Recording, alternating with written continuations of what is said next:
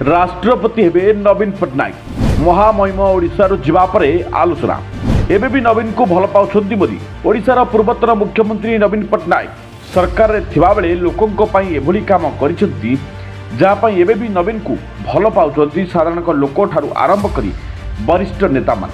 सेथिपई नवीन राष्ट्रपति हेबार चर्चा आलोचना हेउछि। महामहिम राष्ट्रपति द्रौपदी मुर्मू गत 27 तारिख में ओडिशा आसिले। यापर से सेठारू राजभवन में रात्रि यापन करते। नवेम्बर 28 रे शीतकालीन अधिवेशन को राष्ट्रपति संबोधन करते। आउे राष्ट्रपति ओडिशा छाड़ा पर सबुठी चर्चा होची कि नुआ राष्ट्रपति विरोधी दल नेता अर्थात नवीन पट्टनायक हेबे।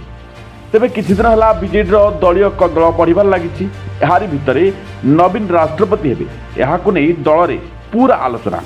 तेबे साधारण प्रश्न उठुची नवीन को लोकप्रियता हातेबाकू बीजेपी एही योजना ना नवीन को प्रति बीजेपी नेतांकर भल पाइबा थिबारु एपरि किछि करूछंती। तेबे आगामी दिन में देखा बाकी रहा प्रकृत में नवीन पट्टनायक राष्ट्रपति हेबे ना एपरि किछि आलोचना होछि ता समय कहब। ब्यूरो रिपोर्ट प्रभाव न्यूज।